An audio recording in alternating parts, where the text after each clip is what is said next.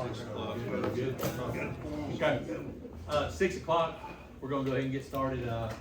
Before we call the meeting to order, we do have a sign-up sheet if anybody wants to speak under public comments.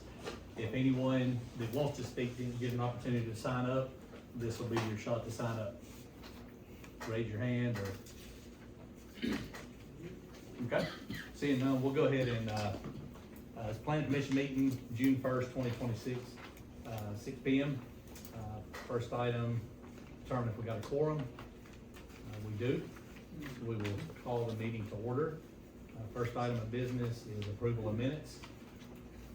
We got a motion to approve the minutes. Got a second. Any discussion? Hearing none, we'll take a vote. All in favor say aye. Opposed? Okay, minutes are approved. We'll start with the public comments. We got the list here, so our first person, now, what we're gonna do, anybody that wants to speak, we're gonna give you 3 minutes, roughly. Somebody will just cue us if it seems like we're getting long. The only other thing that I would ask, if under public comments, if we're getting repetitious, I would ask that, you just, if somebody's already stated everything you want to say, maybe just elaborate on it very quickly. We don't want to cut anybody short or not give you the opportunity to speak, but we, don't want to hear repetitious stuff over and over. So I would just ask that. So first person to speak under public comments, Mr. Jeff Knox. I just put that on there, so when it got to him. Okay. Mr. Knox will speak when his agenda item is up. Second person on the list is Gerald Beek. Me as well. I'm here addressing comments. Mr. Engineer, got it. Ben Hudson. I wanted to speak about that item as well. Okay.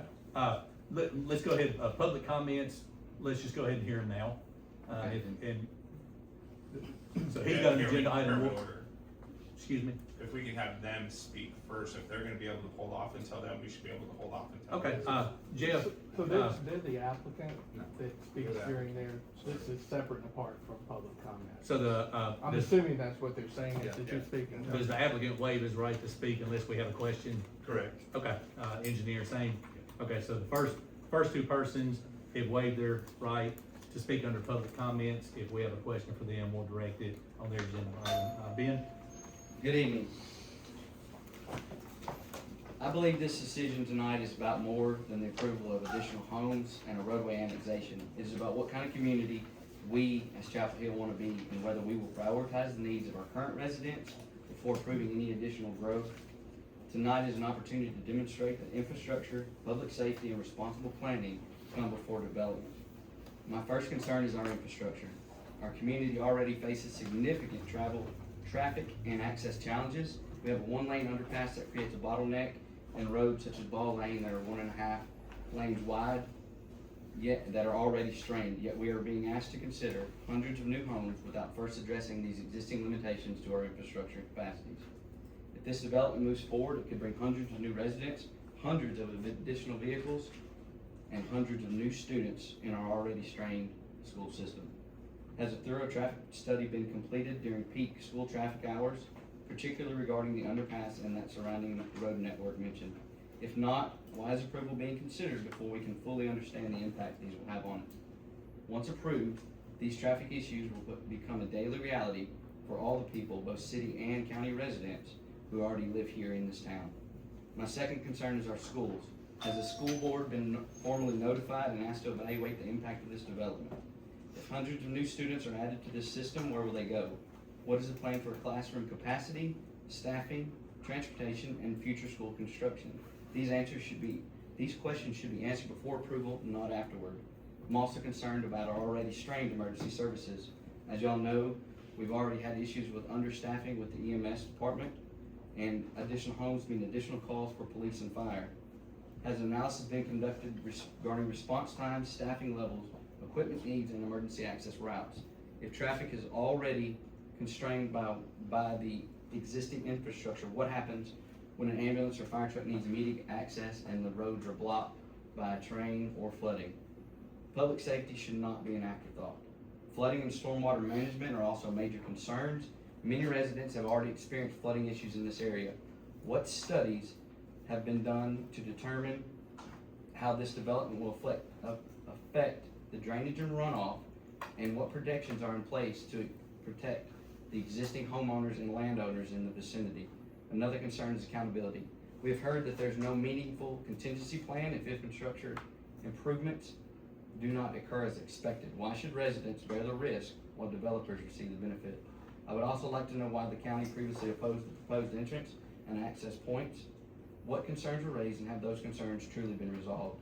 If this development requires major infrastructure improvements, including road and access upgrades, why should those costs fall on us, the taxpayers? Shouldn't the developer be responsible for funding the infrastructure necessary to support the growth directly affected? Finally, our town is already exploring additional water resources just at this last meeting to meet current and future demand. If water capacity is already a concern, how can we, or you as the board, responsibly approve sustainable new growth without first ensuring that adequate resources are available when they are approved? Before this moves forward, I respectfully ask you, as this planning commission for the town of Chapel Hill, to require a traffic study conducted during peak school traffic hours, not during the summer months, a formal school impact analysis, emergency services assessment, flood and stormwater drainage review, a clear infrastructure funding plan, and a comprehensive water capacity assessment. Growth should not come at the expense of the people who already call this community home. Responsible planning means ensuring roads, schools, utilities, and emergency services are prepared before growth occurs, not afterward. I urge this commission to deny approval tonight, or at a minimum, delay approval and reject any proposal that relies on future contingencies until these questions are fully answered. Once annexation is approved, the leverage to address these concerns is reduced significantly, and the time to ensure necessary infrastructure for our children and our future exists before approval, not afterward. Thank you all. Thank you, Ben. Nathan Pearson? Yeah, I'll just touch on a couple things since Ben covered a lot of it. Back in 2020, concerns were raised about the impact of future phases on roads and intersections. Back in August of 2020, the commission discussed that later phases might require additional traffic analysis and improvements. Specifically, it was noted that a traffic study could become necessary after phase one as future phases came forward.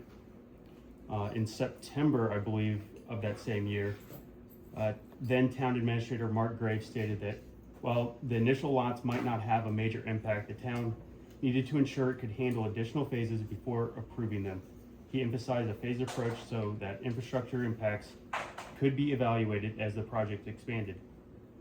In that same time frame of August, September of that year, there was also a precedent in the record that the county officials expressed concern about traffic volumes and safety at the curve on Old Highway 99, which I believe is exactly where that second entrance is planned to attach. They mentioned that there could be the possibility of turn lanes or even a traffic signal could be required at the curve. And the rest of this is a rehash, I believe, of what Ben went over. So, Thank you, sir. Yep. Next we have Chadwick. Well, I actually came in support of these people this evening. I hadn't planned on speaking at first, so I don't have a big speech for you. So I'll keep it short and sweet. I don't agree with the approval of this annexation or the approval of phase two for the stated reasons as far as infrastructure growth goes. But I want to give you some numbers. So there's 744 total homes to be built in the groves. If we build all those homes with the current infrastructure we have right now, you double the amount of people that will live in those homes with the parents and father and mother. That's 1,488 vehicles going out through that underpass and up Ball Lane and down by Old 99. And you've got Warner's new farm or subdivision right there as well, Fagan. There's too many vehicles going through that pass and that under that underpass and down that Ball Lane. That lane, you go down it now to a high traffic area, not even in school time, 5 o'clock in the afternoon, somebody's about to hit you going around where that trailer is. I think every one of you know what I'm talking about. So that road needs to be widened and stuff. We had this Chrissy grant offered a couple years ago and the town of Chapel Hill turned it down. Now it's gonna cost an extra $1 million to get that fixed. I wanna know why that was turned down originally and I wanna know what we can do about fixing that in the future. Thank you. Thank you, sir. Paul Dillon? Thank you for your time. So a few things. One, I think first and foremost, this is a public safety issue, right? Well, I think Mr. White, one of the things he was getting at, if you take 744 homes, times that by the average of 3 people per house, it's actually nationally higher than that, but let's just say 3 people.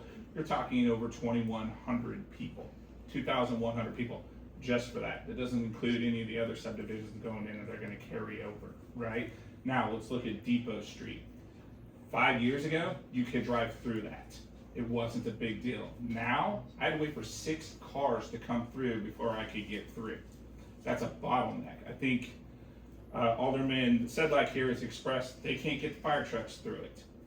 It's too dangerous to go over with the fire trucks. 3 people have died on the overpass. 2 other people have been airlifted out of there. 1 commercial truck was hit. Fortunately, they didn't die or sustain significant injuries to that.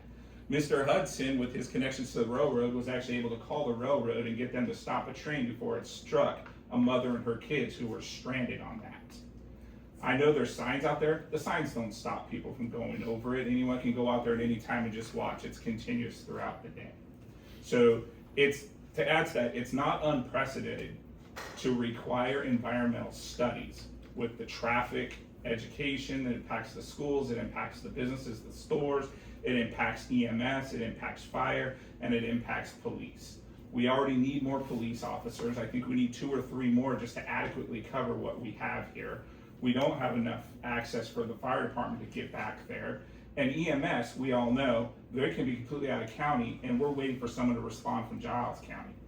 That's problematic. That's gonna amplify this situation to the 10th fold.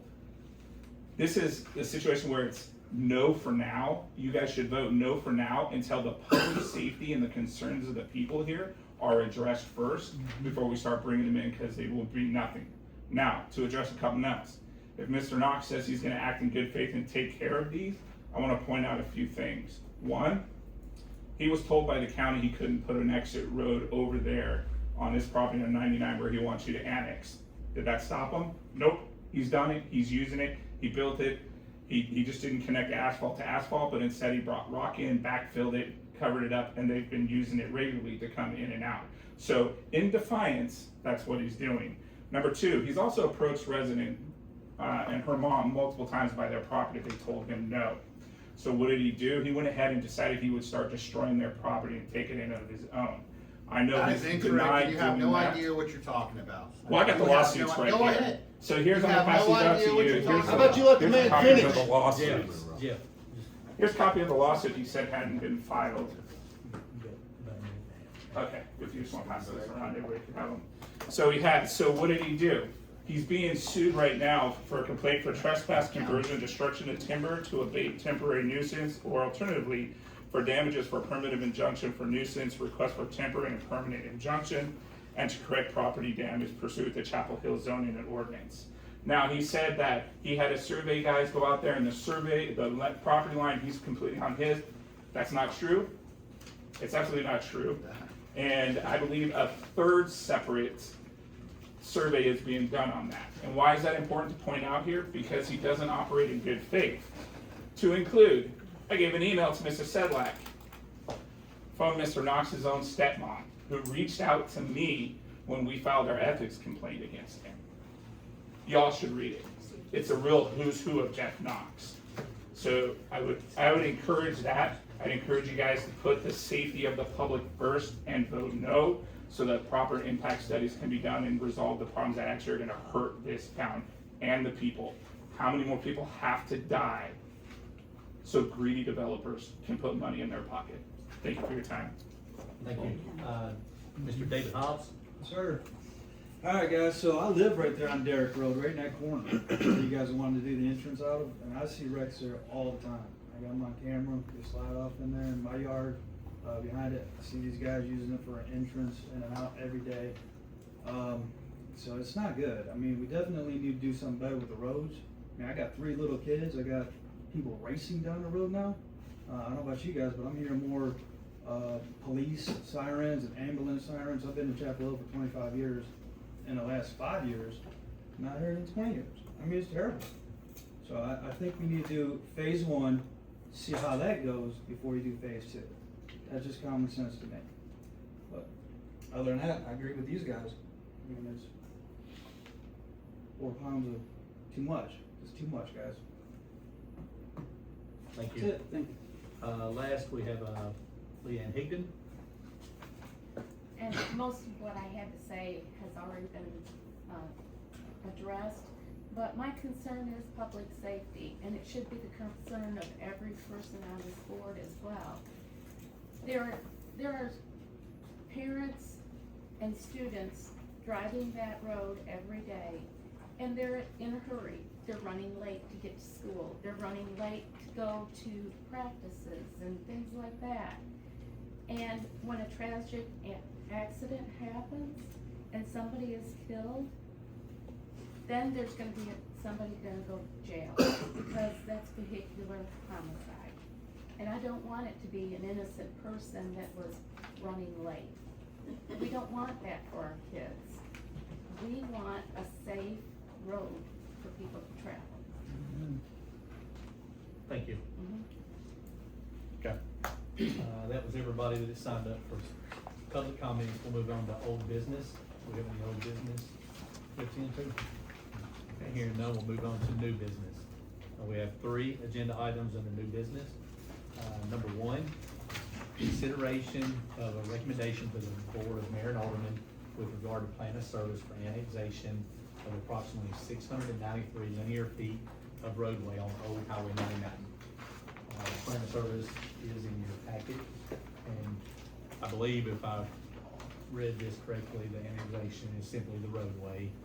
It's not any real property on left or right, it's just annexing the roadway to connect where the city limits currently stops to the curve in the road that multiple people spoke about here.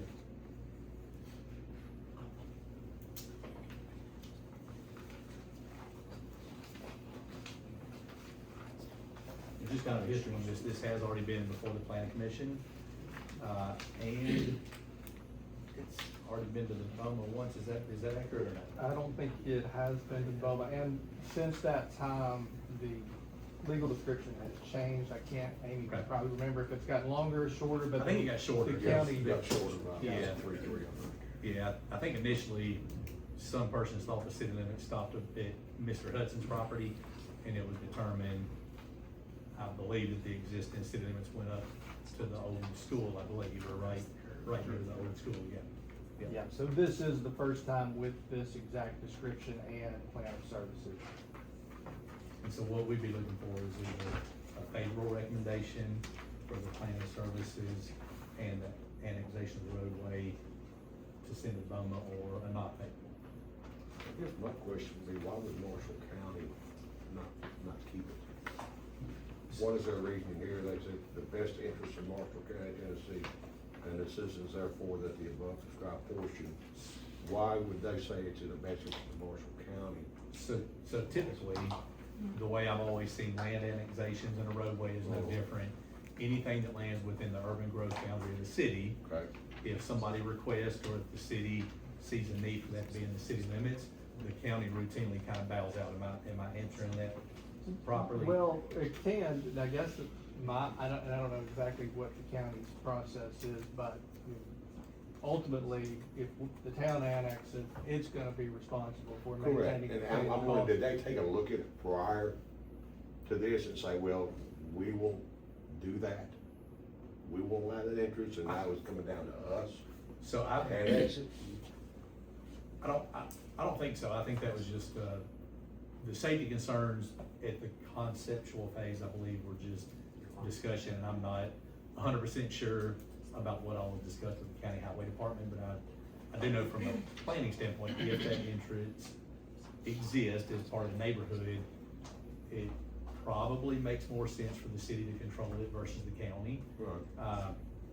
And that's just simply from a planning standpoint, nothing else. There were legitimate safety concerns pointed out.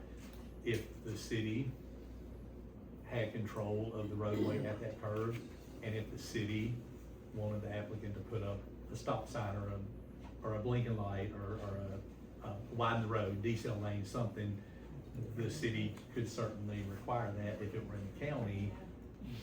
We encountered a subdivision a few years ago where a city subdivision dumped out onto the county road, and it was kind of always back and forth. The city was getting phone calls to improve the county road, and naturally, the city couldn't really improve the county road.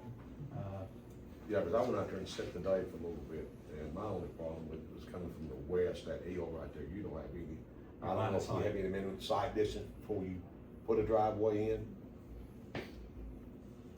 So TDOT TDOT does. counts in In the the county. county and the city. Does this county or city have any minimum sight distance? I don't think so. If there is any, I'm not aware of it. And that again, would come back to an expert in traffic. Yeah, because I sat out there. Or a traffic engineer. Probably a half hour watching cars come down, and once they crest, once you can see them coming out of Garden's driveway, I mean, they're on top of you. The driveway's just another 25 foot down. Which, one advantage I see of the annexation is wherever the annexation stops, I believe the city would have the right to post a speed limit sign at that point. That'd be a decel. Yeah, but that's right there at the entrance, it's at that point. I mean, it's right there. You know, they put Yeah, a you 30 can't- mile an hour sign right there. When do you have to comply? You With can't getting say the sign hit the or you brakes say- in Pass the 20 feet. threshold of- Got you. Yeah, so only going that far is not gonna do anything, putting a 30 mile an hour sign. Any other discussion on this item? Was that the same issues the county had, was it, when it went through the county, do you know? Was that the same issues that the county had? That's what I was asking, did the county, did the county look at it first, did they come up with any recommendations or any Have any questions? I don't have any studies that problem need with to be this. looked at as far as the traffic flow Okay. through that Yeah. area? Hey, Jeff, did the county deny it originally for having that second entrance right there, or what was the? Discussion, what was the Yeah, discussion? yeah, what was the discussion regarding the county? The discussion was that they wanted to know how far, at the time, there was a bunch of hedges and stuff in the way. Yes, sir. And there's a sight distance that you gotta have to be right there. And it's 350 feet from right there of a sight distance if you're sitting there to pull out. Yes, sir. And the sight distance is over 350 foot to the top of that hill where you come over with having the 30 mile an hour speed limit there. It meets the requirements as of right now. Okay. To have an exit right there. Gotcha. So there was. So that was there just their concern of the site? Correct, the sight distance, if it was there or not, the sight distance. if Is it currently 30 mile per hour there now? Correct, yes. All the way Correct. down? It's currently 32 there right now. It's 32 there and then 15 in the corner. It's got a 15 mile an hour speed limit in the That's corner. recommended, yeah, it's not posted. Where's the 30 mile an hour start in the county? I thought it was 40 there. It's not posted at all.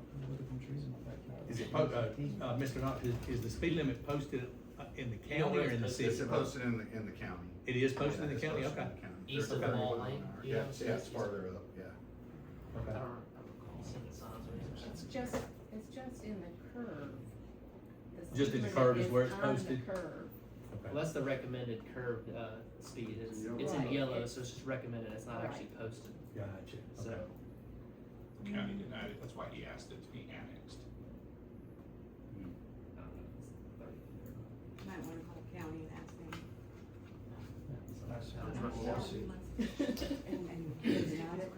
Yeah, I've called them. We don't have documentation for it. They But don't if know. it's if it became cities, wherever the city stopped, the city could choose what they want to do. Yeah, but that's just right there at it. Which is, Well, they yeah, got it. it's Yeah, just too. east of the I mean, Gardens it's Drive. right there at Gardner's I mean, driveway. if you're putting a 30 mile an It's hour not sign even through right Gardner's driveway, really. there, yeah, you know, I understand. Further up. Ball lane or past ball lane. or- I'm sorry, I had a question. How did we get to this point when it was a conflict of interest in the beginning for him sitting on the planning commission, asking for this for initial? Can you say that one more time? I'm sorry. So how did we get to this point when he was on the planning commission? How was this not a conflict of interest in the beginning when he first started this project? Todd, you wanna answer that? Yeah, he made the application, but he did not take any action with respect to this item when it came on board. Of course, now he's not, now it's a new request essentially, and he is obviously no longer on the commission. What was this original turnaround? Was that the original design? No, I don't think that would be it. Where it's showing the cul-de-sac here? I used to be Was Charles that Roberts. drive always to project out in it? No, it was planned, correct me if I'm wrong, Mr. Knox, but it was planned for the second entrance as long as the annexation occurred. Without, and correct me if I'm putting words in someone's mouth. So these lots right here, just, So the dilemma we're in, if this is not annexed, and if the county does not approve the connectivity of the city subdivision to a county road, then we've got a potential subdivision with one entrance instead of two. Now, some persons would see that as a positive thing. From a planning standpoint, I kinda see that as a negative thing. Now, there's, discussion. oh, I do see the benefit of two entrances. Yeah, I mean, for traffic flow, One going to the- traffic flow, emergency, exit, flood, I mean, the new roadway, the applicant has built, seems to be well elevated. I don't, Something that we I'm not- not catching. I'm gonna ask that, so, So, I've got another question. yes, sir. Since you own property there and you're involved in all this, why are you not recusing yourself? Is this not a conflict of interest for you? No, sir. Are you sure about that? I mean, I've heard you lie twice up here about the Marshall County thing, so I don't think you should be involved in this. I don't even think you should be speaking on this. We're not gonna take any more public comments. Thank you. Oh, that's authoritarian right there. Show me your despotism a little bit more. Okay, we're not gonna take any more public comments. Mr. Knox did the county at the time of the concept plan, and that's all it was at the time, did they actually deny the entrance, or did they just say they would potentially No, require? he said that if we wanted to get that in, that have the city go, because it's gonna be city out this way and city out that way, that he approved it, but the county approved it for all 700 to go out one spot. He said if we wanted that other spot, that was up to the city. If the city wanted to do it, that's fine, but when they signed the master plan on that, he signed it to have everything come out in one spot. If you want an extra one, then that's on them, have the city annex it, we'll sign the road over to it. That was how that went. Okay.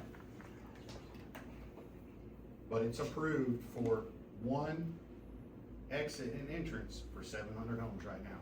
And if it's all what you wanna do, I'll put a house right there, we'll never put the entrance through there again, and we'll put them all out in one spot. But for the safety of everybody involved and for emergency services and stuff, I think it's costing me money to put that entrance in, which I don't have a problem doing, because I think it needs to be done also. But if it gets denied, that's fine too. I'll slap a house right there and we'll move on with it. It'll have one entrance and exit. Can we ask why it was already paved like it was an exit already? Cause it is already. Yeah, like that. storm bottles. Yeah, why have you already paved to the? We didn't pave. There's a section, it's paved to the end of I where it's just- at. It's not paved to the road. Okay, It was stopped. If it gets accepted and put in, then we'll figure out what kind of turn lane or whatever needs to be go there with stop signs and everything. But it's paved up to the end lot and stopped. The pavement never connected to the highway. thank you. Okay, any other discussion?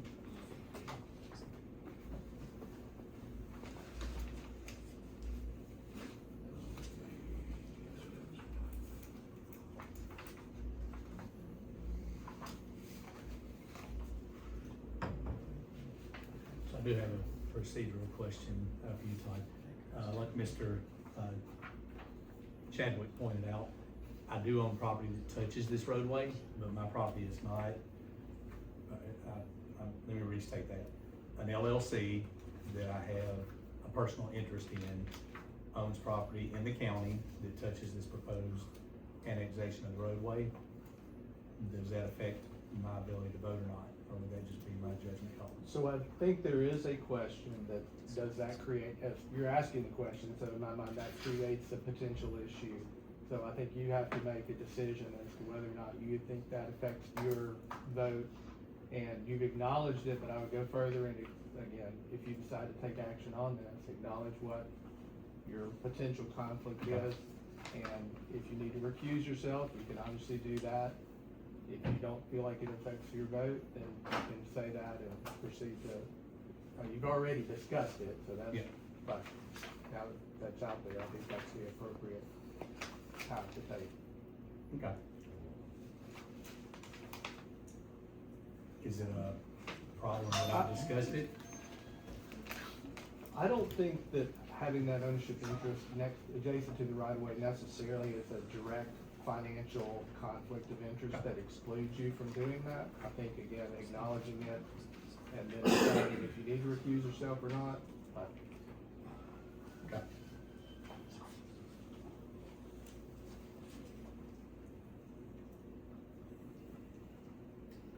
Then if it does pass, will Mr. Knox come back before us again with a design and turn lanes and potential, what he plans to do at that entrance and exit? So that would be up to the planning commission for future phases of the neighborhood. So if,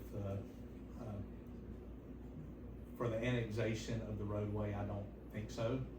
Correct me if I'm wrong. Steve, Todd? yeah, this is So gonna. just because we pass annexation tonight, he can't go in and start building the entrance tomorrow? No, this That is. is correct. That would have to be on Okay. a phased section of the subdivision. And to clarify a little more, this is a recommendation to the Board of Mayor and Correct. Aldermen with respect to, so that board makes a decision with regard to annexation. If they don't approve it, it doesn't happen. Whether you recommend it or not, they can approve it. So this is just your recommendation as a planning commission, whether you think this is, in the best interest of the town. And it's not, if you feel like this is something you need more information on, you don't have to vote it up or down necessarily tonight. You can get more information. Okay. With respect to the question of how does this affect the development moving forward, the planning commission will have to look at it and say, okay, if we're gonna allow a exit entrance here, how should that be designed? I'm not an engineer, obviously, but it seems like you might want some additional right of way to, I don't know, if there's obviously a driveway right there, but if you had to do additional improvements other than just a traffic signal, that might be appropriate for that. So we really have three options. We could table it. It's one option, we could, send it on with a favorable recommendation to the BOMA, or we could send it with, vote to send it with a non-favorable recommendation. And I think tabling it, what I would suggest is a motion to defer to the next meeting to get additional information to make that decision. And with that in mind, if there were a question with the county, now we have elected and appointed people at the county level that we could call and ask for more information. Sir, I know you said no more public comments, but can I ask one question? It'll be polite, I promise. Okay. Yes, ma'am. Okay, thank you. So with the in and out exits, if we get those, or if they're approved, you know how people like to park on the side of the roads where the houses are? Will there be enough room for ambulances and police officers to, if there's an emergency, for them to get through the roads? Talking about in the neighborhood. Yeah, that would be a different. Yes. Yeah. What's the, So, Or will they so- be taking out cars as they come through? So as part of our role as the planning commission, if we feel that a wider asphalt area as an entrance is warranted or needed, and we have a paid engineer, that's here on behalf of the city, with Heath Coat and Davis. If it feels that the overall size of the subdivision or any subdivision would warrant wider asphalt at the entrance or an exit, then I believe that is something that we could certainly. But is it planned at the moment? For a So while? that, and I think Todd's already answered this, that specific connectivity is not planned on a shown phase that we've approved because the roadway wasn't annexed. So I think that's kind of what we're trying to figure out, Okay. is if it's in the best interest of the city Right.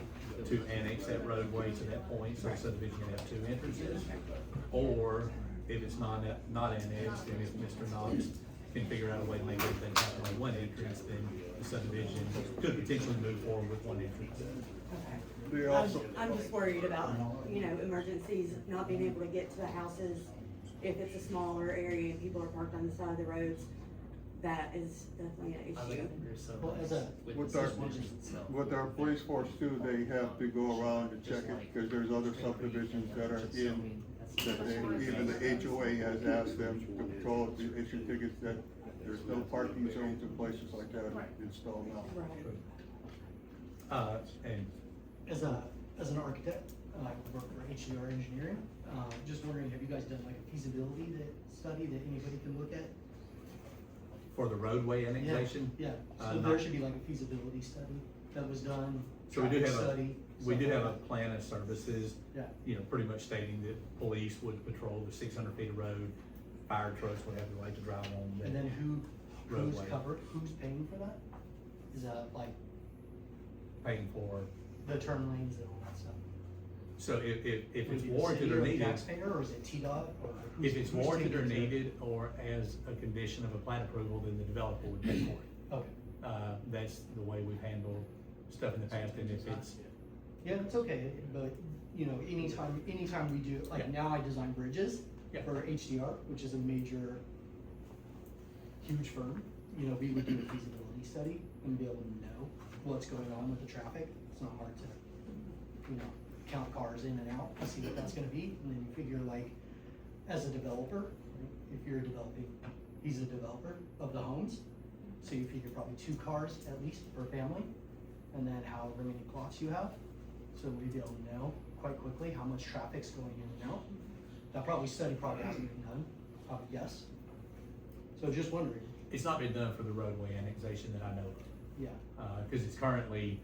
the And it's road- also in like a green belt area, has Well, there and been any kind of environmental study? So the roadway's already there and it's gonna be used. Yeah, It's yeah, just- but it would need it's to just be, a it fact would of need to whether be it's widened. city or county. But it would need to be widened quite a bit, right? Cause it's pretty narrow in there. It's one lane, by the way, in and out. And then you have, coming down Depot Street, which is your main exit, you have a bridge that is out of code, for sure, cause I designed them. So you have a railroad bridge that's not in code any longer. It's way out of code. And you have oncoming traffic that's now out of code, honking at each other. All that's out of code, it should definitely be updated, for sure. I'm not trying to be like, I actually applied to be on this commission, it was turned down. But I applied to be on it, because I'm an architect and I care about Chapel Hill, been here 2 years now. But the planning has to happen in a really smart way, like, not an angry way, like, I'm not angry, I love architecture, I want it to grow, but it has to be, you have to do it smart. Yes, sir. Right? Thank You you. gotta- Mr. you Chair. gotta do it. Thank you. Mr. Chair, may I direct you back to the item number Yeah, one? we're gonna get back to the table. Do we have so we've got 3 options relative to this agenda item. Do we have a motion? We have a motion to table. Do we have a second? I'll second it, and to have some of these other things looked at, we have to give, Mr. Knox a suggested idea of what we're tabling it for. I think, find out if he was interested in design of the exit, if he can show us something of that. If we feel that appropriate signals are underneath him or under us, how we're gonna handle those. But I think y'all work with us and get some of this done, but the other part of it, being on the fire department, which everybody's mentioned about me, a second exit would be nice. It's just accessible for us. I'm not worried about people parking on the side of the road or hot curbs for trucks to get around it when they're, not supposed to. There was a party on the way down on Maple Street that I had to, ask them to move. So, again, it's in all how we want to treat each other. So if we want to be meet each other and park wherever you want, then that's the problem on there. If they're gonna have an HOA, then their HOA's gonna have to go after them about parking on the street, things of that nature, so. And you all know that, yeah. The city will go after them. Well, hopefully they'll go after them as, as we get more enforcement and stuff like that, but I think that'll be the best interest of everybody here. Mr. Chair, Yes. may I bring something to your attention, that if you table an item, that means that you'll pick it up at the end of the meeting. If you defer it, that means you'll pick it up at a next meeting. Okay. I'm not trying to, That's, not trying to guide. I did not know There that. you go, Thank you. so I will be second item. Rescind the table. Right. Okay, And motion to defer. Defer. Okay, so we have a motion to rescind And the prior defer it to motion the next meeting. and defer this agenda item to the next meeting. Do we have a second to defer? So one other issue, just, and again, because of the timing involved, notice of a public hearing for this annexation and approval of plan of services, I think, has already been given for the BOMA. Mhm. So the BOMA will have to take this motion to defer into consideration. They obviously will not have a recommendation from the planning commission yet. Just let you know that that will be an effect of this. I don't think it's a big issue, just wanted to let you know that would happen. So with that being said, under discussion is would the BOMA have the option to defer as well or not? They would, but then Okay. they could go ahead and have a public hearing, or they could reset the public hearing to a later date. Okay. Till the planning commission has made a Could they recommendation. vote without our recommendation or not? If this, they can ultimately approve it without your recommendation. I think under this scenario, I don't wanna speak for the BOMA, but it seems like they would want to get the planning Right. commission's vote one way or the other before they voted on it. Okay, so we have a motion to defer in a second. Any further discussion? All in favor say aye. Opposed? And I'm gonna abstain, so I did not vote. Okay, moving on to agenda item number 2. Consideration of recommendation to the board of mayor and aldermen with regard to the plan of services for annexation of the remainder of the property located at tax map 26, parcel 109, also known as 4530 Nashville Highway. Mr. Chair, pause for just a moment. Yes. What was the score or the tally on item 1? 4-0 with one abstention. 4-0, one abstention. Yep. Good. Okay, so item number 2, this is, we've seen this property as well. The applicant is here. This is the proposed boat and RV storage up here on Nashville Highway. The issue we ran into in the site plan approval was the front 400 feet of the property is in the city limits. The rear portion of this property is not in the city limits. Again, it's one parcel of property, it's just the city limits Is current. this the one down by Chapel Woods, the neighborhood? No, sir, this one's on Nashville Highway. Oh, Right Nashville here. Highway. Yeah, Okay, yeah, okay. across from the dentist office up here. Oh, okay, yeah. So, Okay. so the issue we had at site plan approval was the site plan we viewed, we technically only have jurisdiction to look at half of his site plan. So this one, more or less is housekeeping. I don't see any problem at all with the remainder of this property being annexed. It's the back half of his property. There's no public roadways, no public utilities that would have a need to improve to annex the rest of his property. And the whole place will have one bathroom on it. Is that out? Whole Excuse- place will have one bathroom. Oh, okay, okay. Yeah, that's Is it the going front to- part. That'll be helpful. In the county or in the city? Yes. Sorry, sorry, I know you guys already, I missed the questions, I work. So, on those things, are you guys planning like a town, like City Chapel Hill, is there like an urban planning plan that we can see that says like, okay, So we plan on having industrial zones So we do over have, here, and we have, just, I know you guys already 2 questions, I just missed it. So we have an urban growth boundary Okay. plan, and it's on the county's website. I don't know if the city has it on their website. And is that in that jurisdiction for where? So it's for the whole county, all Yeah, the no, cities no, I'm and the just county. asking, is that the area that you guys are then designating to be? kind The rest of this industrial property does complex? land within the urban growth boundary, to the best of my knowledge. And then It how are does. you treating the roadfront area of that? Is there like a setback where he's gonna have to plant like trees? Cause I mean, I think, That's, my only concern that's is all like- on the site plan, that's not what we're here for. No, I tonight. know, but- The front of his property is in the no, I city. understand, but I think what we don't want Chapel Hill to be is you drive down Chapel Hill and it's a gas station and a storage facility, gas station, storage facility, gas station, storage facility, Dollar General. Like, this is a really amazing town, but if, let me finish, if you look around, and you can see this in We'll Columbia. give you 30 seconds, okay? Okay, that's fine, that's fine. But if you look around, you look at Columbia, you look at anybody else, and you use this as an example, they are now going through a regentrification process where those people, his percent of growth is below 3% this year. A normal business, even a lawn care business, is 6% growth. So there's not that many people that are gonna be like, okay, let me store my stuff here. And then on top of that, their rent is increased all the time. Okay, So, all right, we're gonna move forward, okay? Yeah, that's fine. Thank you for your comments. Yeah. So specific to this request, this body has already seen the site plan approval. It was kind of an oversight that part of the properties in the county, parts in the city. The site plan, the buffered vegetation, all that, a lot of these questions were addressed at the site plan approval that's already been seen by this body. Relative to item number 2 on our agenda, do we have I'll make a motion to approve. make a motion to send this with a favorable recommendation? And we have a second. No, that's why I'm not playing. That was the concept plan. Correct. I take that back. We have seen a concept plan, we have not approved. yeah, no, I'm just, I think there's good ways to do first facilities. You look at like Murfreesboro, stuff like that, and they replant the front edge. So there will be a site plan approval process, Approval process. with this body. And an before it's architectural approved. approval Yes. process, right? Yes, sir. Okay. Yes, sir. So I guess before we, so we got a motion and a second. Before we take a vote, Steve, do you, from an engineer standpoint, do you see any issues with this request?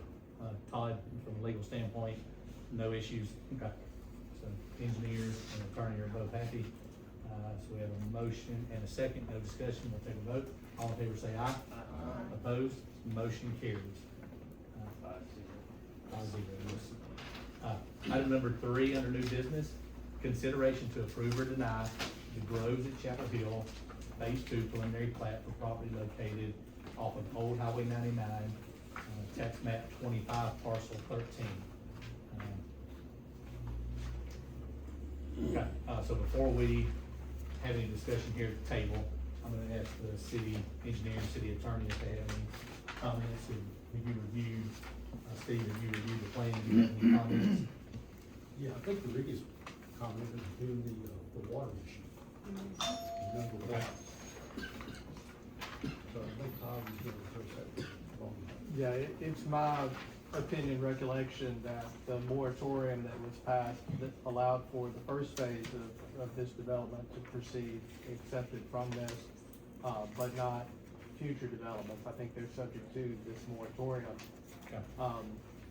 I do believe Mr. Knox has produced a letter that he received from Danny Bingham that referenced additional lots that might be given water moving forward, but I don't think that supersedes the moratorium that the BOMA has adopted. Obviously, some developments have happened. We've got a new contract with Marshall County, and there's a new proposal, but until the board takes action to either accept this We have a development. new contract with Bedford. Right, Bedford County. You said Marshall. We vote on that next week. Okay, we've got that before the board. But again, until the Board of Mayor and Aldermen takes action with respect to the moratorium, I don't think there's, I think it would be subject, this phase would be subject to that and not be approved as a preliminary plat. So for the 2 or 3 new members of the board, there's currently there was a water shortage for 2 or 3 years in the county, and then all the cities followed what the county did. The city currently did extend the water moratorium to restricted developments of greater than 4 lots. Did I state that properly? So if you hit 5 lots, you're considered, that's a major subdivision and it's subject to the moratorium. The issue we have with this development is there is a letter from our persons with the town stating that up to a certain number of rooftops could happen per calendar year. My personal stance on this matter relative to the water would be, as a planning commission member, I would want the board of mayor and aldermen, the BOMA, and the mayor to determine whether the moratorium stands or this letter supersedes the moratorium. So my recommendation relative to this specific request is to have the BOMA define whether we can take action on this or not relative to water. Now, anything outside of water, I believe still falls under what we do planning wise, but, it's kind of a gray area because we have a moratorium in place. This naturally is greater than 4 lots, but the developer has a letter stating that he can do this, from prior persons at the town, so, that's my opinion, would be to get clarification from the BOMA, and I don't know if there's, I know the BOMA meets a week from today, I don't know if, would that have to be advertised or an agenda item, or could the BOMA still discuss that? Will it, I mean, yes and yes, so, Okay. but, yeah. The agenda. Okay, so you can still get it on the agenda if, unless it's any other discussion here amongst the board. I mean, we've heard there's a whole host of other concerns, legitimate concerns that I believe can be addressed, and as the planning commission, we certainly hold a role to make sure mainly that safety concerns happen. But right now, in this moment, I think the biggest issue we have is determining whether this phase 2 of this development is subject to the moratorium, or if the letter stating that he's allowed to do X number of rooftops per year would supersede and take precedent over that. Does anybody else have any other, and I mean, naturally, all the concerns brought up tonight, I believe will be discussed and will be taken into consideration before a vote occurs. Mr. Knox? Yes, on this letter, when this letter was issued, there was conversations with actually the city of Lewisburg that actually supplies the water to the county sells the water to us. Before any of this was done, when they put the moratorium on down there, this included this whole development with a couple of more developments. So your water moratorium that was down there is subject with these approvals. They were already on paper and they were coming through. That's why that letter was written right there. Because now that it got shut off and the moratorium is in place, it's to cover the lots that are coming online for these developments. Okay. So it's not shut down to where everybody thinks it is. There's water capacity. Sure. But they had to put a water moratorium to make sure that this was done. After that discussion and those meetings were done, that letter was written to give approval for 70 lots a year. The only way that we could spend the money for infrastructure and actually do what we did, put 2 miles of sewer line in under what the town of Chapel Hill, under their specifications, how they want it done, run 2 pumps, run an extra size line for 2 miles, which we did with no help from the town of Chapel Hill. It was done out of us doing the development to make it open to future development up there. So we upsized that whole pump station and have a cost of all of that pump station going in and all the infrastructure that was put in on the front end to actually keep going on this development along with that letter. We have vested rights in this property to keep moving forward. Okay. And we are able to move forward with this property. So we're a week late. This is technically an extension of our May meeting. I assume we'll still have our end of June meeting. I 100% believe everything that you're telling me. I don't see that there would be any reason to not believe that. However, from my position on the planning commission, I would want the board of mayor and aldermen to tell me that the letter supersedes the moratorium, as Todd suggested that we get a clear answer on. And we're gonna have another meeting in three weeks, roughly. I don't know the date, but 29th, 24th, 22nd. So three weeks. I just want to be clear that everybody understands there's vested rights in this development. Okay. The master plan was approved. We have vested rights to move forward with this development. Okay. So with all that being said, same thing as annexation, we have 3 options for a motion. We can make a motion to approve the plat as submitted. We can make a motion to deny. We can make a motion to defer to the next meeting with a recommendation that the BOMA give us a clear interpretation on whether this specific development is subject to the moratorium or not. Can you give your opinion on the moratorium to the BOMA for them to consider? I would honestly, relative to 70 lots or 78 lots, whatever this is, I would rely on the city engineer and the city, is Donnie here? Yeah, Yes. So Donnie, with the City of Chapel Hill Public Works, and the city engineer would probably be the ones to tell us if those 70 lots can be supported with the current water availability in the town. So I would rely on the professionals that lay into that. From a procedural standpoint, I wouldn't feel comfortable, myself, now I'm just speaking for me, I don't feel comfortable overstepping and voting on something without knowing which of those two items would supersede, the moratorium or the letter. And the letter was put in place by a prior person with the City of Chapel Hill. The development was not started until that water availability letter was done, because obviously you can't sustain a subdivision off of 70 lots when you put millions of dollars in infrastructure in. So that was not moved forward on until that letter was produced, and they gave us permission to go ahead and move forward. So this letter's out there with multiple entities that have to do with that development. So I just wanna make that clear. Okay. So again, we've got three options: approve, deny, defer, or table till the end of the meeting. But yeah. Thank you for that clarification. You're smarter than me. I always knew it. Just read it. So with that being said, do we have a motion?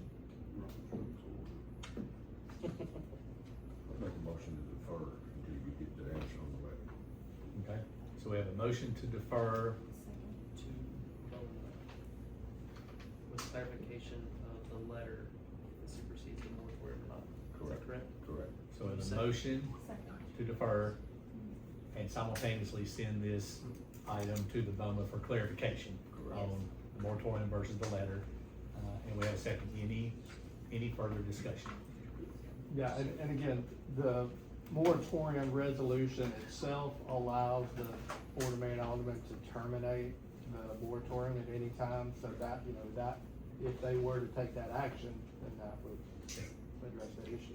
And I believe is it been 6-month increments? It has. Yeah. So since the moratorium's been in place, it's been in 6 months. A couple other items to keep in mind: the county, Marshall County Board of Public Utilities, has lifted their moratorium, and they're looking at specific developments, site specific. So they might approve one development based on water availability and not another one based on size of water lines. And they are actively. You know how recent that was? 2 or 3 months ago. Yeah, 2 or 3 months ago. City of Lewisburg still has theirs in place. City of Cornersville still has theirs in place. And City of Chapel Hill. Go ahead, Sean. No, and I want to say this, Planning Commission, of course, it say it to the BOMA as well, but the Marshall County contract, water contract, does not guarantee the town any certain amount of water. There have been some improvements, I think, in the agreement since last, but it currently doesn't have any sort of, they try to provide a certain amount, but there's no guarantees that Marshall County are contractually bound to provide any certain amount of water, so just wanted to get that. No contract ever has. Right. Somebody's in that. Any further discussion? So we have a motion and a second. All in favor say aye. Aye. Opposed? Motion carries unanimously. Any well, we do have one discussion item. Two? Is that the road? Oh, which one you want to do first? Okay.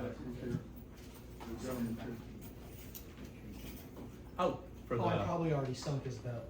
He's already sunk. We're good to No, go. I'm just kidding, man. I love Chapel Hill. So this is I want it to grow and be amazing. I think this is a discussion for setbacks for accessory structures. And I think part of this discussion, I think, needs to be defining an accessory structure. And it's come up multiple times. Is an in-the-ground swimming pool an accessory structure or not? is an above-ground swimming pool an accessory structure or not? As you guys have it defined now, it's load bearing. If you have an above-ground pool that has a deck around it, is the deck part of the setback requirement or not? Now, I do know from a health and safety standpoint, setback requirements on structures, when you go vertically, when you do get too close, it becomes a fire safety concern. When you have one house burning, you don't want another one 5 feet away catching on fire. For accessory structures, it always has been a reduced amount, so this is discussion, so I don't know if we have to actually vote on anything. Yeah, you can't vote on, to do an amendment to the subregs, we would have to have a public hearing and a formal amendment before you, but you can have that set on the next. Yeah. So if everybody looks at the little packet we have here, there's a lot of definitions, and sketches from, I guess, our regulations, maybe some other person's regulations as well. Yeah, the photos from Lewisburg. Okay. If you Yep. go there, that's, the only addresses above ground.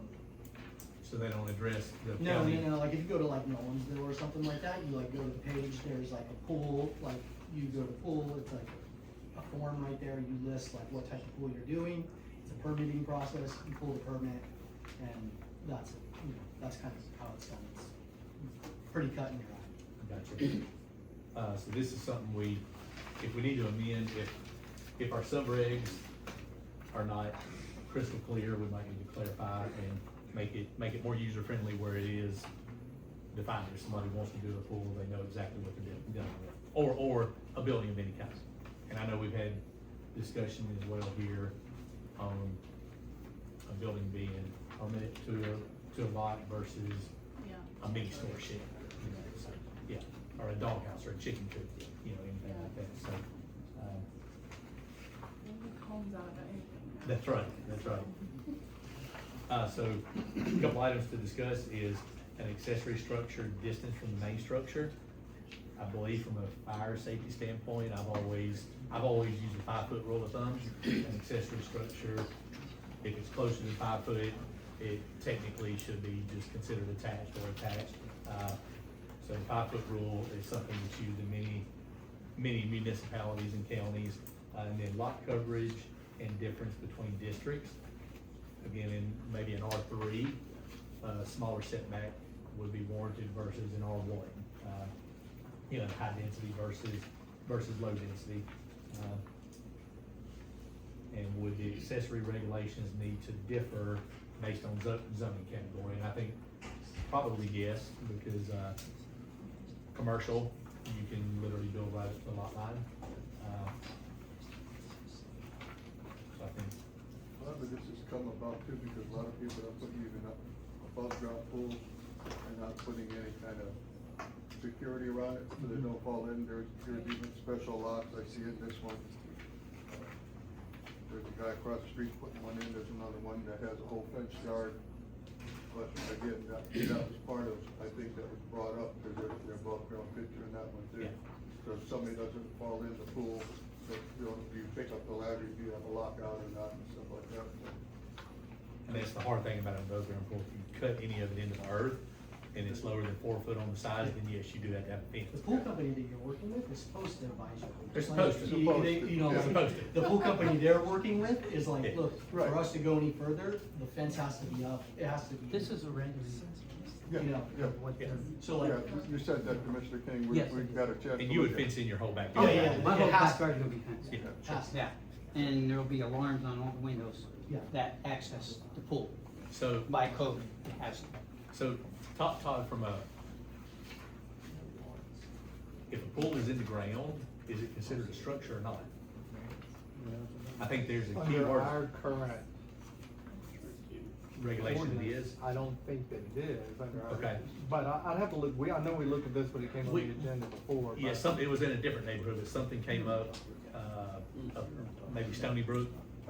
Was that Stony Brook? And was that Stony Brook? I think that one wound up working out where they met Well, the 'cause 10 you foot. wanted the cabana and everything else on it. Yeah, and that You was had the eliminate structure, stuff. like, yeah, they had like a There was little something separate else gazebo. there, yeah. Yeah. They had like an awning and a gazebo. This one, just a pool in the ground. The only thing that you might possibly at your location be exempt from this because you're in an older section of town. All of our newer neighborhoods have a 5-foot public utility and drainage easement along all the lot lines. Yeah, So, they're bad. so all newer neighborhoods, we should never let anything be within 5 feet of a property line, Yeah, I'm- because there's an easement. They're- You're they're probably. way off. Your drainage is laying in front of my house. Yeah, well, at the time your plat was approved, that probably Yeah. wasn't. Well, and then you have to have the fence, and then, Yeah. so You're way off. that So needs that all would- be Yeah. taken into Yeah, account. oh, yeah. Mr. Chair, here's an idea. Yes, sir. Let's have a work session to go over the regs. Okay, Yeah, specific to this. yeah. Ahead of the next meeting, or? Whatever you call it. Whatever you- 5:30, the next meeting. Okay. Can we get plenty of time to discuss that work session? So for discussion item number 1, at a future planning commission date, we'll have a little work session, either as part of our meeting or ahead of the meeting. We can do it either way, really. If we have a light agenda, we Yeah. can just do it Yes, that's true. with the meeting. If we have a heavy agenda, we can do it on. Okay, discussion item number 2, we need to appoint a secretary for the planning commission. Make a motion to get the emergency calendar secretary. We have a motion, we have a second, we have a motion and a second. Any discussion? All in I favor? have a question regarding, Yes. automatic, why does it have to be a one? Oh, we didn't. Because you have creative. Because you have perfect handling. Using, AI tools to record meeting, is that possible? You don't have to record, do any minutes or anything like that. Only thing you'd be responsible for is signing plats. Amy will give up, well, most of the time. Is there training involved? So the one piece of training you need to know is your signature is the very last signature. If the plat has empty blanks, don't sign it, period. That's, Yeah, and yeah, if you have any questions about it, don't sign it unless you talk to Steve and, everything, so. And you don't take any notes? I don't think I'll know. You could go on if you want to, so you don't have to. Most secretaries have to provide the minutes and all that. you have to sign. That's the town recorder's job. Pretty great, pays great. Sure. Mr. Still Chair, there. we have someone in the audience, attempting to attract your attention. Oh, just wanna know, like, if, cause they were wanting to kinda go through with the process, if they pay the $500 variance, like, could the pool be considered, since they're wanting to, like, they've already priced out the pool contractors, everybody's ready to go. So we're just kind of waiting on getting that approval from the city. Is it possible that that would be considered? So I believe at the next meeting, They could apply for a you variance. could apply for a variance. Apply for a variance. And bring your case. And again, the in-ground pool is kind of a gray area, the way we look at We're it. right in the middle of the motion and second right now. Okay. Yes. So we have a motion and a second. All in favor, say aye. For Ms. Keller. I didn't accept yet. So I motion, accept. motion carries, she accepts. Okay, now you can. Yeah. Okay, I'm gonna finish with you. real quick. Yeah, so yes, to answer your question, you can apply for a variance ahead of waiting for a definite. Yeah, that's awesome. That's all. Rule change or answer. Mr. Hudson? I got a question, cause I didn't understand, just for clarification. Does a concept plat give vested rights for any building or development? The preliminary plan. So the- Only a preliminary So the plan? concept plan is a tool for annexation and like a master plan. Uh-huh. I'm gonna let Todd give you the best answer to that, but. Yeah, I'm gonna have to go back, I don't know the exact history of approvals on this, so I'm not, I do believe that the concept plan probably granted vested rights in the subdivision regulations that were in effect at that time for this development. I don't think it granted additional approvals, but, that's all subject to further review of the plat and the record. Thank you. Fair enough. Appreciate it. Yes, thank you. Thank you. Okay, getting back to the agenda here, closing remarks. Phil, if you got anything? Mr. Mayor, you got anything? I just thank you for allowing me to be here. Congratulations to you. Does anybody else have any closing remarks? Hope you have any. Hearing none, I'll make a motion. We have a motion to adjourn. We have a second. Any discussion? No? Let's vote. All in favor say aye. Aye. Opposed? Meeting is adjourned. Thank y'all. Great. Hey, you can't skip next week. That's not allowed. Absolutely. When you start taking, no, I'm just saying, when you start taking your notes, from this day forward, now that you're the secretary, from this day forward, I like details, all details. I love details. Love details. Well, don't quote me. Thank you. Sure.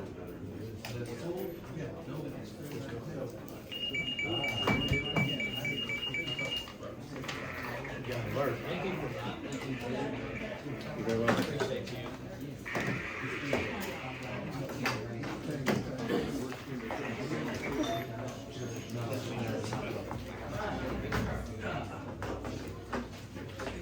I get to go release on a walk.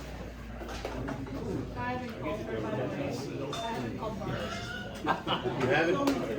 You need to contact us. You need to contact us. You need to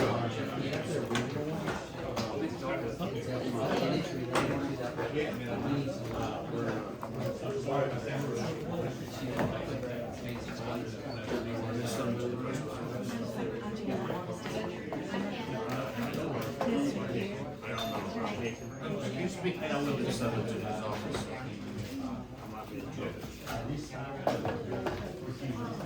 Hi, I'm Ben Piper. Thank you, buddy.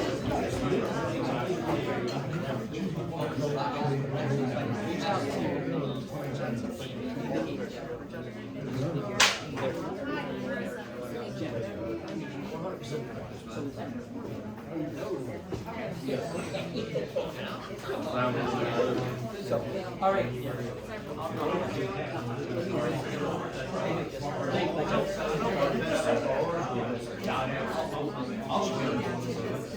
Same how I did the rolling. Yeah.